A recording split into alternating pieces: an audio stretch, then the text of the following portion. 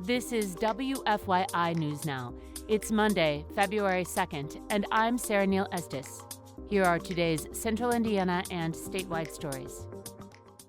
Protesters across the country and in Indiana this weekend demonstrated against the federal government's immigration enforcement tactics. Samantha Horton reports on a vigil held on the east side of Indianapolis to remember those killed or missing. A poster on a table at the front of the room displayed pictures and names of 29 people either killed or disappeared during immigration enforcement so far in 2026. Darrell Brooks is a pastor at New Liberty Missionary Baptist Church, where the vigil was held. He says he sees similarities with ICE and the civil rights movement. This is not law and order. This is state-sponsored cruelty. And in my opinion, all they've done is traded their white sheets and hoods for masks. Brooks and others encouraged people to come together and stand up against immigration enforcement. I'm Samantha Horton. And people congregated Sunday to focus on support for immigrants in local communities. At the Northview Church of the Brethren in Indianapolis, speakers shared their personal experiences. Amy Guzman was adopted from Colombia. She says she is drained by recent events, but attendance at events supporting immigrants gives her hope.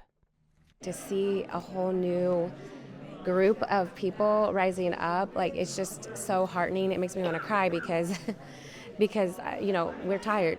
The Peace Church Coalition helped organize the event. Rhonda Baker is a leader and says some people are scared to go to rallies.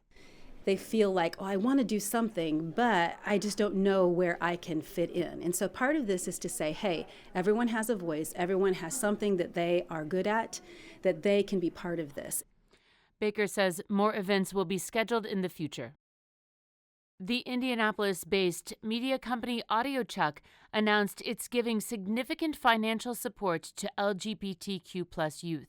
A $1 million grant went to IYG, formerly known as Indiana Youth Group, a nonprofit that helps gay, queer, and trans youth and young adults with services including drop-in centers, housing, and mental health support.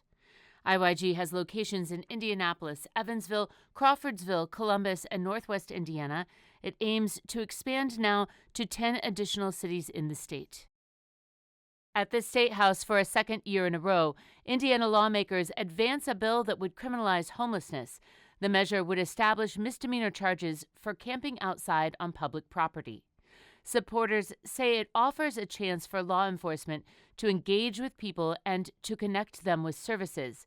Opponents say it adds another barrier for people experiencing homelessness and does not offer them support. Teenagers in Indiana won't have to worry about not having access to Instagram or TikTok, at least for now. Indiana lawmakers removed language from a bill that would have banned social media for children under a certain age. The change was made without any debate from lawmakers or explanation from the bill's author, Senator Jeff Rotz. The language could still be added back to legislation as lawmakers enter the second half of the session. Bills have until February 24th to reach final passage. An Indy Car street race will be one of the White House's events to celebrate the 250th anniversary of the Declaration of Independence. A White House statement says the race in the nation's capital, planned for August, will showcase America's motorsports legacy, and it points to the Indy 500. It says it will be the first car race of its kind held near the National Mall. That's all for this episode of WFYI News Now. Our podcast is produced by Zach Bundy, with support from the news team at WFYI and public media journalists across the state. Kendall Antron produced our music, and if you liked today's episode, remember to subscribe and share, and follow WFYI on Facebook, Instagram, TikTok, and YouTube to get the latest updates from our newsroom anytime. Thank you for listening. We'll see you next time.